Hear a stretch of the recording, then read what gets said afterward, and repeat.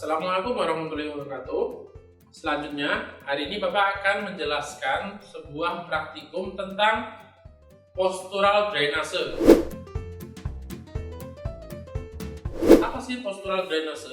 Postural drainase secara bahasa diartikan bahwa postur yang bisa mengalirkan atau mendrainase dari zat buang. Maksudnya zat buang itu yang mana? Zat buang itu kalau yang di sini ada sistem pernafasan, yaitu sekret atau sputum yang ada di saluran nafas pasien. Caranya bagaimana, Pak? Caranya adalah pasien dimiringkan, tidurnya dimiringkan atau didudukan. Duduknya bagaimana maksudnya? Posisi polar, duduk benar-benar duduk ya. Kalau misalnya pasien tidak bisa duduk, bagaimana, Pak? Dimiringkan saja bisa.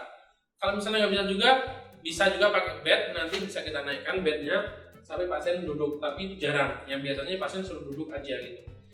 Fungsinya untuk apa sih? Fungsinya agar sekret yang ada di jalur nafas, biasanya pasiennya suaranya agak mengorok gitu, itu kita suruh membatukkan atau mengeluarkan dari saluran nafasnya dengan cara batuk gitu ya. Kemudian langsung saja Bapak jelaskan untuk tahapan-tahapan yang pertama pasti prainteraksi. Prainteraksi itu adalah tahapan sebelum kita ketemu pasien ya. Apa aja yang kita siapkan? Pasti alatnya sih sebenarnya nggak terlalu banyak. Karena sebenarnya kalau kita mau realnya aja, biasanya kita cuma butuh ini, sama tisu aja, beko sama tisu. Karena kenapa? Karena memang kita hanya bertujuan minta bapaknya itu untuk mengeluarkan dahaknya, itu aja. Nah, paling tambahannya oral hygiene ini sebenarnya jarang kita gunakan. Karena untuk apa? Biasanya kalau pasien yang benar-benar tidak bisa oral hygiene, sekaligus kita oral hygiene. Cuman ini tidak akan kita gunakan. Nah, ini apa nih Pak? Ini anggap aja Lysol. Lysol itu apa sih? Lysol itu adalah kayak cairan, seperti cairan pembersih. Fungsinya itu untuk menetralkan bau atau menetralkan zat dari yang sekret pasien tadi. Kita taruh aja, harusnya di pot sputum ya. Tapi pot sputum ini Bapak bukan untuk membuang, tapi fungsinya adalah untuk apabila ada pemeriksaan. Misalnya gini, ada pemeriksaan dahak atau BTA, order dari dokter. Bagaimana caranya? Ya kita suruh bapaknya dahak di sini. Cuman kalau tujuannya kita buang, kita nggak perlu menggunakan ini, sayang. Kita gunakan bengkok aja. Bengkoknya kita kasih Lysol, fungsinya biar tidak terlalu bau. Tapi sebaiknya kadang juga gini aja, kita lapisin dengan tisu. Kenapa Pak? Biar tidak kemana-mana. Kita lapisin tisu aja lah ya, karena lebih enak gitu ya. Kemudian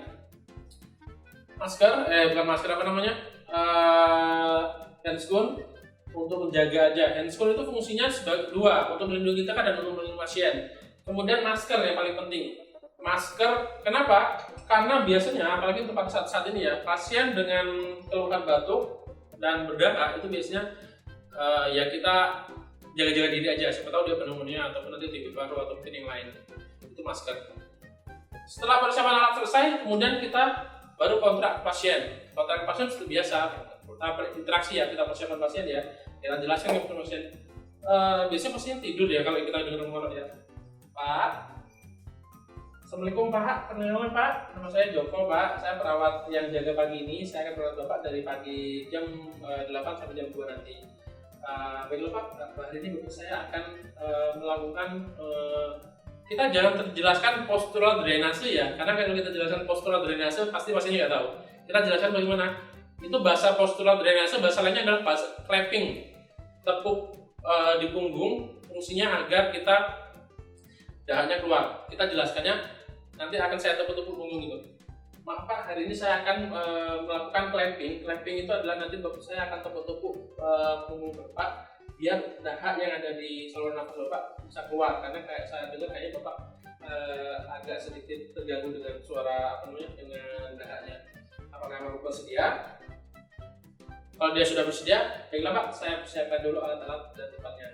Nah sudah, kemudian kita persiapkan alat, kita tutup sampiran kalau perlu, kemudian kita siapkan alat. Wajib yang pertama, sebelum kita masuk kita sudah pakai masker.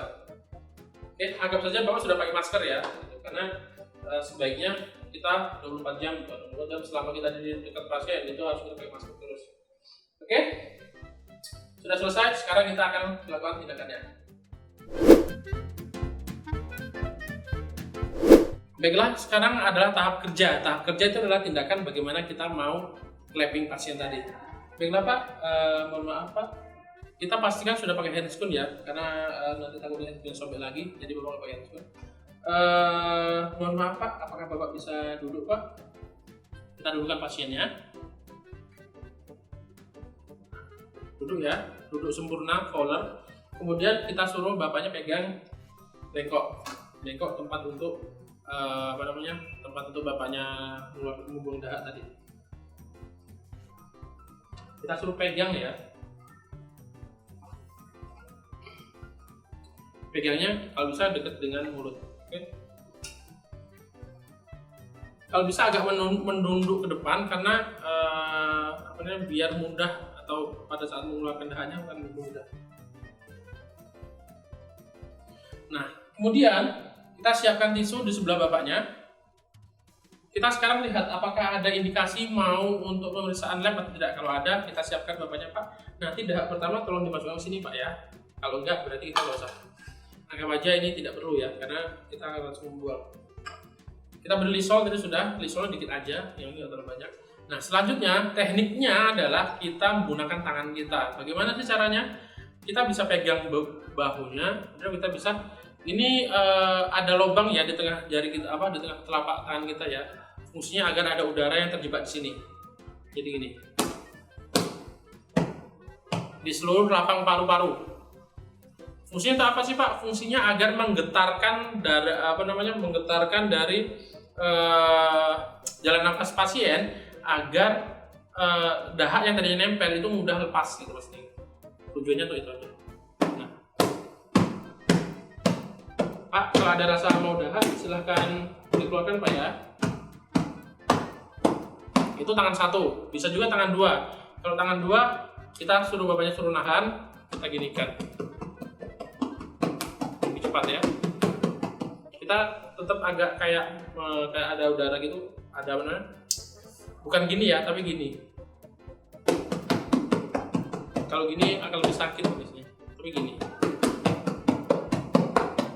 Gasok ke bawah, ini tempatnya ginjal, nanti takutnya sakit, tapi adalah di posisi di lapang paru-paru aja. Kita juga kita lihat respon Bapaknya. Kalau Bapaknya mual atau muntah, itu jangan, stop. Kita pastikan yang keluar itu adalah dahak, bukan isi lambungnya. Takutnya kalau isi lambungnya keluar, nanti malah kita menambah masalah di Bapaknya. Terus gitu, sampai Bapaknya dahak keluar. Setelah dahaknya keluar semua, kita bersihkan dengan tisu. Pak, gimana Pak? Sudah agak enakan Pak? Apa masih ada yang mau dikeluarkan? Kita respon lagi, kita tunggu responnya. Kalau udah ngomong sudah enakan, sudah nafas sudah lancar gitu. Kalau sudah, kita ambil bengkoknya, kemudian tisunya kita ambil, kita tidurkan lagi pasiennya sambil kita tahan kepalanya. Nah, selesai. Baru kita selanjutnya terminasi dan dokumentasi. Baiklah Bapak, gimana Pak rasanya Pak? Enak Pak ya? Nanti kalau misalnya ada masalah, silakan konfirmasi dengan kami lagi Pak ya. Saya insya Allah ada terus di counter perawat. Sudah selesai, kita terminasi, kemudian kita dokumentasikan dan kita cuci tangan lepas diskon. Oke? Jadi memang mudah untuk clamping ini atau postural drainase ini. Tujuannya memang kita berusaha membantu agar sekret yang menumpuk di paru-parunya itu yang di jalan nafas Bapak, pasiennya itu akan keluar. Baiklah, terima kasih atas perhatiannya. Semoga menambah wawasan ilmu kepada kita. Bapak akhiri, wassalamualaikum warahmatullahi wabarakatuh.